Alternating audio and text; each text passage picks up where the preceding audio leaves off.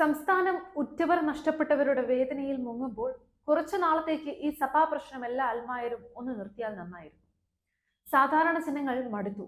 ഇന്നതിന് ഒരു പ്രസക്തിയുമില്ല. വളരെ പുച്ഛത്തോടെയാണ് അതിനെ ആളുകൾ കാണുന്നത്. കാരണം ഓരോരുത്തരും അവരവരുടെ ഇഷ്ടമനുസരിച്ച് ഓരോ പള്ളികളിൽ പോകുന്നു, കുർബാന കാണുന്നു. ഏത് പൈതൃകവും ഒരു രാത്രിയുടെ ആയുസേയുള്ളൂ.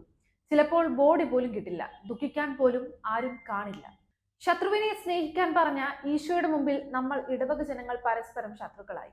പക്ഷേ ആത്മീയമായി വളരേണ്ടവർ വളരും. അവർ ഒന്നിനും പോകില്ല. ചിലർ ഇടവകയുടെ കൂടെ നിൽക്കും, ചിലർ സഭയുടെ കൂടെ നിൽക്കും. അഭിപ്രായങ്ങളും അഭിപ്രായ വ്യത്യാസങ്ങളും കൊണ്ടാണ് സഭ വളർന്നത്. പക്ഷേ ഇപ്പോൾ മടുത്തു. സഭയുടെ സ്വഭാവം ഏകവും സാർവത്രികവും ശ്ലൈഹികവും അപ്പസ്തോലികവുമാണെന്ന് പഠിച്ചിരിക്കുന്നത് കൊണ്ട് ഇപ്പോൾ ഏതെങ്കിലും ലത്തീൻ സീറോ മലങ്കര പള്ളികളിൽ ആളുകൾ കുർബാന കൂടുന്നു. ആ വൈവിധ്യവും മനോഹരമായി തോന്നാറുണ്ട്. ജൂറിസ്ഡിക്ഷൻ ഒന്നുമില്ല. അത് നമ്മൾ സൗകര്യത്തിന് വേണ്ടി ഉണ്ടാക്കിയതാണെങ്കിലും ഇപ്പോൾ എന്തവസ്ഥയാണ്. UK-യിൽ പള്ളി പൂട്ടിക്കിടക്കുന്നത് കണ്ടിട്ടുണ്ട്. അതിന് പല കാരണങ്ങളുണ്ട്. എന്നാൽ ആരാധനാ തർക്കം മൂലം ലോകത്തിൽ എവിടെയെങ്കിലും പള്ളി പൂട്ടിയിട്ടുണ്ടോ എന്ന് സംശയമാണ്. പക്ഷേ ഒരു കാര്യം നമുക്കെല്ലാം ഓർക്കാം. ശാന്തനും വിനീത ഹൃദയനും ദയാലുവും ക്ഷമാശീലനും കാരുണ്യവാനും സകലഗുണ സമ്പന്നനും നമ്മുടെ കാല് കഴുകി മുത്തം ജീവൻ തന്ന് സ്നേഹിച്ച സുവിശേഷ ഭാഗ്യങ്ങൾ പറഞ്ഞു തന്ന് 10 കൽപ്പനകൾ എളുപ്പത്തിന് വേണ്ടി 2 ക്യാപ്സ്യൂളാക്കി തന്ന ലോകം മുഴുവൻ രഹസ്യമായി ഫോളോ ചെയ്യുന്ന ഒത്തിരി മഹാന്മാർ ജീവിതത്തിൽ മാതൃകയാക്കിയ ഒരു യേശുവാണ് നമുക്കുള്ളത്.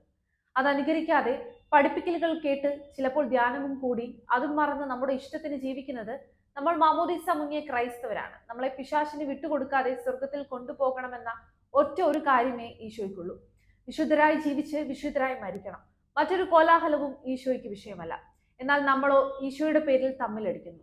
നീയോ മൂത്തത് ഞാനോ മൂത്തത് എന്ന മനോഭാവത്തിൽ നിസ്സാര വിഷയങ്ങൾക്ക് വേണ്ടി യുദ്ധം ചെയ്ത് നല്ല സമയം നമ്മൾ പാഴാക്കി കളയുന്നു.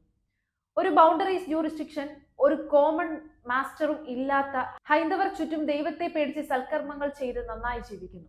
അവർ കർമ്മത്തിൽ വിശ്വസിക്കുന്നു.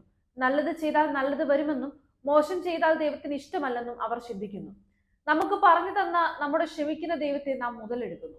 ഒരു ക്രിസ്ത്യാനിയെയും ഹൈന്ദവനെയും താരതമ്യപ്പെടുത്തിയാൽ സ്വഭാവത്തിൽ ക്രിസ്ത്യാനികൾക്ക് പ്രത്യേകിച്ചും അവകാശപ്പെടാനൊന്നുമില്ല. നമ്മൾ സമാധാന പ്രിയരാണെന്ന് പണ്ട് പറഞ്ഞിരുന്നു. ഇന്ന് ആക്രോശമാണ്. ഈ കഴിഞ്ഞ ദിവസങ്ങളിൽ ചില പള്ളികളിലൊക്കെ വൈദികരുടെ നേരെയൊക്കെ ആക്രോശിക്കുന്നത് കാണണം. നമുക്ക് ഈ ആക്രോശം എവിടെ നിന്ന് കിട്ടി? ഇത് ക്രിസ്തീയമാണ്. നമ്മുടെ ഈശോ ഇങ്ങനെയായിരുന്നു. എത്ര പാവമായിരുന്നു.